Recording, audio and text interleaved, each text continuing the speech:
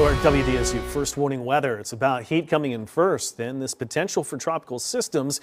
No impact to us out of this first disturbance identified off of Florida coast, but next week there's the potential that goes into Mexico, but could give us some bouts of heavier rain. Radar first tonight, a couple of showers off the coast. Those have since faded, so there's no rain tonight. Just a couple of clouds coming off those storms I showed that were to the border of Texas, Louisiana. Let's get closer to home, and we'll see those high temperatures for the day.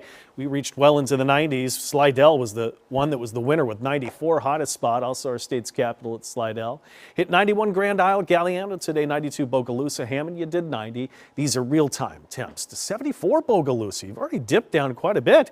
You're going to end up in the 60s tomorrow. 85 top spot in the lakefront, 83 officially here. And those dew points, as we realized, 60s North Shore earlier. We were around 70 earlier today, 77. Humidity's back, but this is typical. Even when we get a little break in humidity, it comes back at night, middle of summer. We're jumping right into the tropics. So there's the first disturbance identified. Several tropical waves. I'm standing over one here. There's two more. It's this potential tropical wave now, Central America. This could be the maker into next week. Let's first look at this disturbance. National Hurricane Center still says this is going into the Atlantic off the southeastern coast of the U.S. and it has a very low chance of development here, but that's the first one of the season. Now we're going to look at that potential for what we have in the storm activity. Could give us heavy rain next week. This comes over and may join with energy in Central America, and there you see a spin. Bay of Campeche.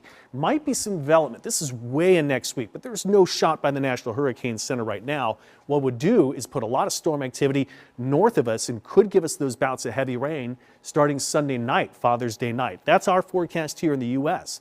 Forecast out of Europe has a lot more of that storm activity a lot farther west, really keeps us out of the heavy rain for right now. So the trends have been seeing those storms going farther west, but the thing is with tropical potential development, that's way, way south of us, and if it does develop, heads to Mexico, South Texas. So what's favorable for possible development there are warm water temperatures, but it's going to run into some higher wind shear, and it's dealing with some drier air in that part of the Gulf of Mexico, and even some smoke from wildfires. So still a long ways away, and right now for heavy rain potential next week, we're actually trending down a bit.